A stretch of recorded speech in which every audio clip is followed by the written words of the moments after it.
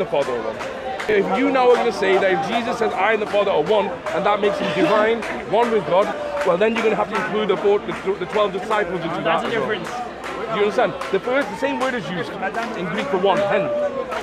So the word, sorry. So just as it says there, he says, I and my Father are one. He says to the disciples, I pray that you will also be one with us, just as I am one with the Father. So my friend, you can clearly see here, he's talking about a oneness of purpose, a unity of purpose, that we as God, me as a teacher, as a Messiah, and my disciples, your job, we have one purpose, is to guide people back to God and keep them in faith. That is our purpose. It's talking about purpose. It's not talking about divinity of any kind. So again, I call you back and say, where did Jesus say that he is God on earth? Or where did he say that your God is Father, Son, and Holy Spirit, and these three are one? Being honest with you, my brother, you will not find it. You can spend all night reading the Bible. Okay, but I understand, because the Trinity is not written in the Bible as we talk. Not Trinity, the concept. Yeah, the concept. And I will just read this, and I will... Yeah, please go ahead. Yeah. And this is John 14. Okay. If you love me, you will obey my commandments. I will ask the Father, and he will give you another helper, the Holy Spirit, who will stay with you forever. He's the Spirit who reveals the truth about God. The Spirit reveals the truth about God, right? Then we go to verse 18. When I go, you will not be left all alone. I will come back to you. In a little while the world will see me no more, but you will see me, and because I live, you will also live. When that day comes, you will know that I am in my Father, and that you are in me, just as I am in you. See the last point? Yeah, I am in the Father is in me, just like I am in you. Again, re-emphasizing that the previous what I just said about the disciples, God, Jesus, all be one. In what? Unity. Well, there again, my friend. You see here, Jesus is talking about, you will ask the Father about the Helper, the Holy Spirit. Here we see both the Father and the Son and the Holy Spirit, they're working together. Because they're one God, but they're three different persons. Okay. When God sent his earlier prophets, were they working together with God? Where the prophets were like Moses, Abraham, yeah, they work with God. Does that make them God? No. Thank you.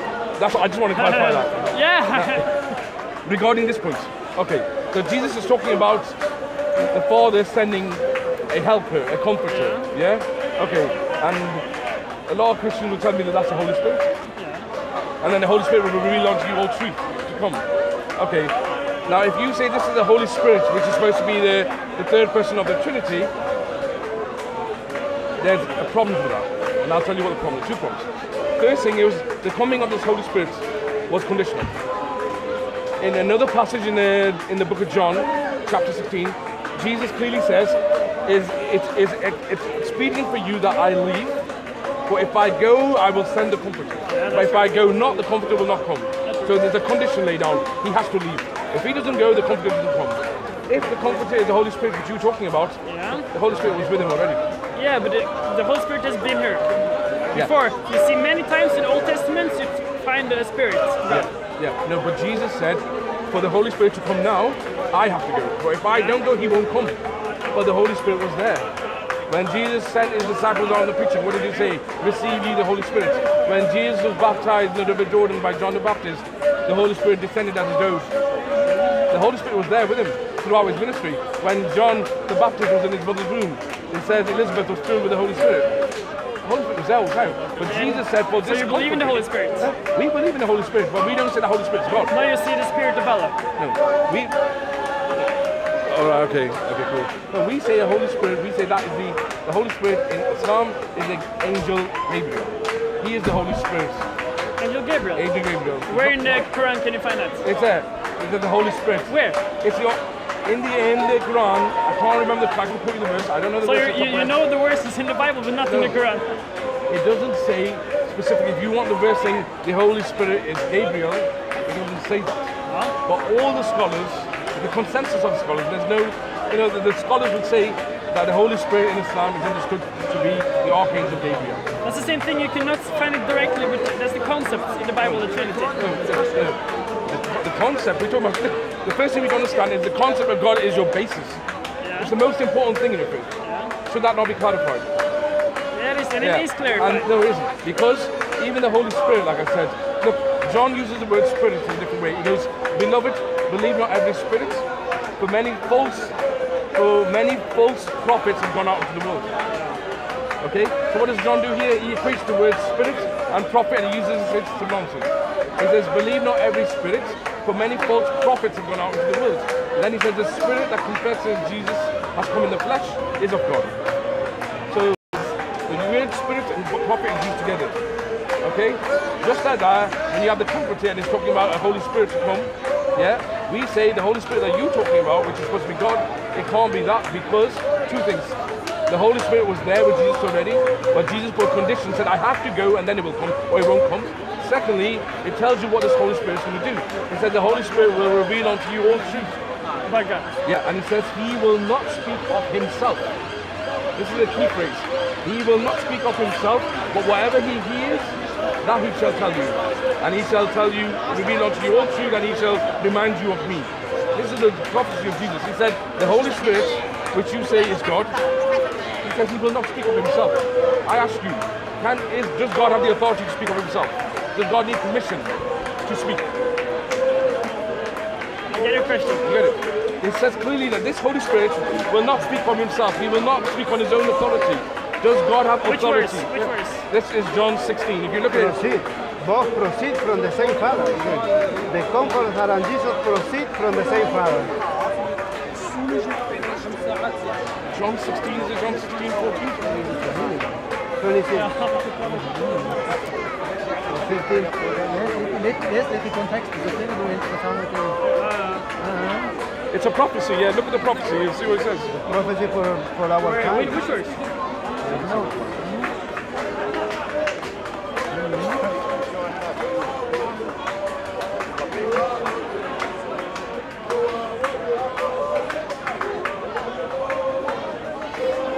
Jesus is sending the helper.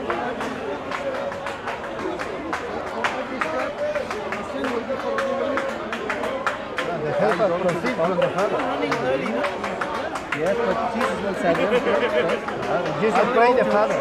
It says here that Jesus prayed the Father and the Father sent the Comforter in Jesus' name. Yeah? Of course. But remember, proceed from the Father.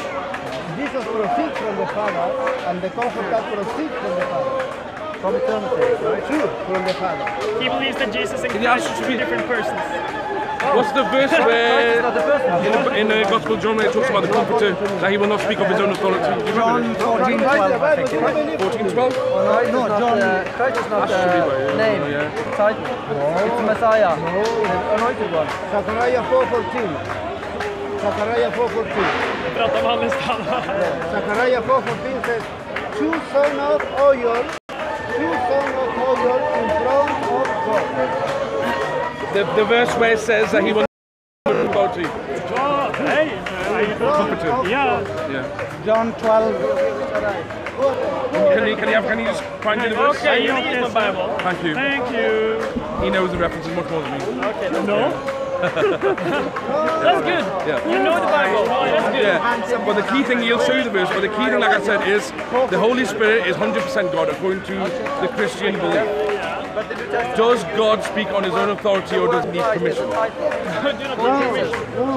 doesn't need permission. You agree with me? I agree with you 100%. Here we are clearly told that this Holy Spirit to come cannot speak on his own authority, but he will only speak what he is told. So what kind of God cannot speak on his own authority and needs to be told what to say? My God. But he is God. Yeah, but he is God. But he is God. He's 100% God. And if he's 100% God, he has full authority. But God has authority by right. He's not given power, he's not given knowledge, he's not given authority to speak. He has it by right. That is who is God. And God does not need permission or any kind to actually be told what to say. If you love me, you will obey my command, and I will ask the Father, and he will give you another helper. You're a Christian. He's the Spirit who will be not with the Father. You walk in every single day. You know him. because you see, that's where the comfort is. Another man stuff in. Which camera is this? Is it a He's talking about the Samsung?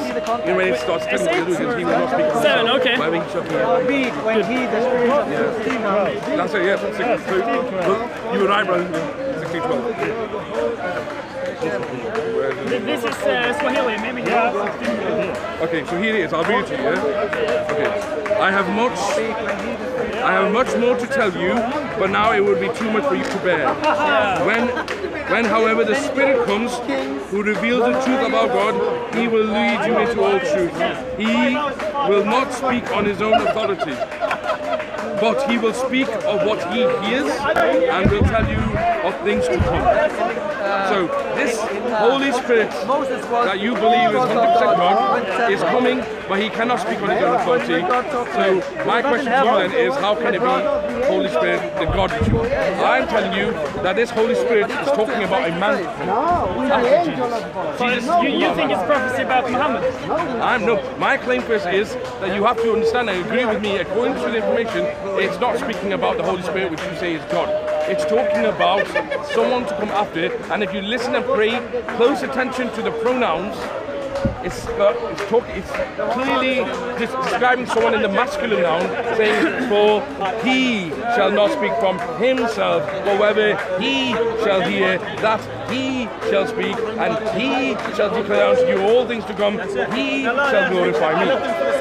He is talking clearly in the masculine way. That's the Holy Spirit. Yeah, and the Holy Spirit, but the Holy Spirit, He will not speak from Himself. He has no authority to speak.